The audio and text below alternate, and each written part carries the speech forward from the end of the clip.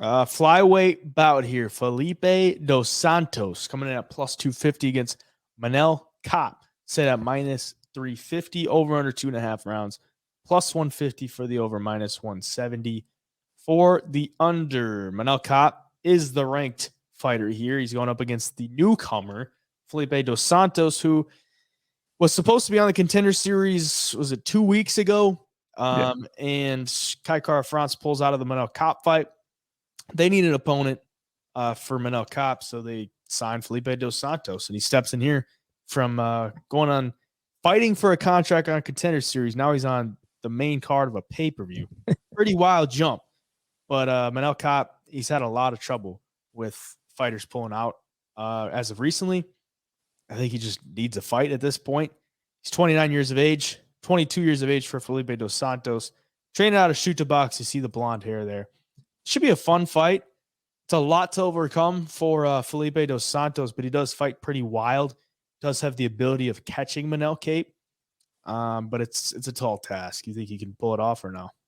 There's always a chance. I just hate the fact that he's so, he's pretty new to MMA still, professional MMA. He's only 7-0, and you're fighting Manel Kape, who's got 24 professional fights under his belt, 18 wins. He's powerful. He's fast. He's a pest to deal with on the feet. Like his speed and accuracy too, and his movement is really, really good. And it's not like you're going to go and take him down very easily either. He's strong. He's got a decent takedown defense, and he's super athletic too. So for Felipe dos Santos to come in here and beat Manel Kape would be insane in my opinion. I like his style. I think it's fun. I think he's definitely got a future probably in the UFC if he can just have a decent showing of himself here, because those guys all coming from that camp just come in and they're tough and they're going to throw everything they have into it to get a win.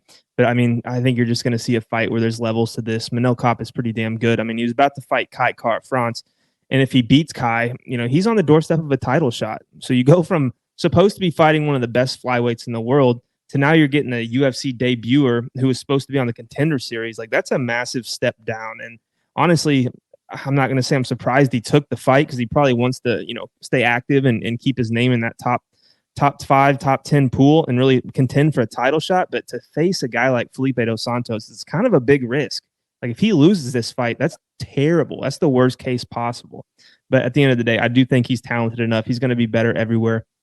And I think he gets the win pretty easy here. We saw this, I want to say like a month or two ago, with David Dvorak and Steve Erceg. Yeah. Dvorak was ranked not as high as Kape, but either way, took on a newcomer in his debut and took a loss. So it is possible that Dos Santos comes in here and knocks off Manel Kape, but I don't think it's very likely, obviously, with the odds. But I mean, we've seen crazier things. Like minus 350 is not saying like it's 100% lock. Like, yeah, for sure. Still going to be a tough fight. We're talking flyweights too. There's a lot of variability as far as like outcomes go. These guys are super fast. They can hit hard, and Felipe dos Santos fights pretty dang wild. So it's a tough. It's always tough to take like heavy chalk and flyweights. I think Manel Kape gets it done, but I don't love the price too much with the way that Dos Santos fights. Yeah, for sure. Take the pick for sure.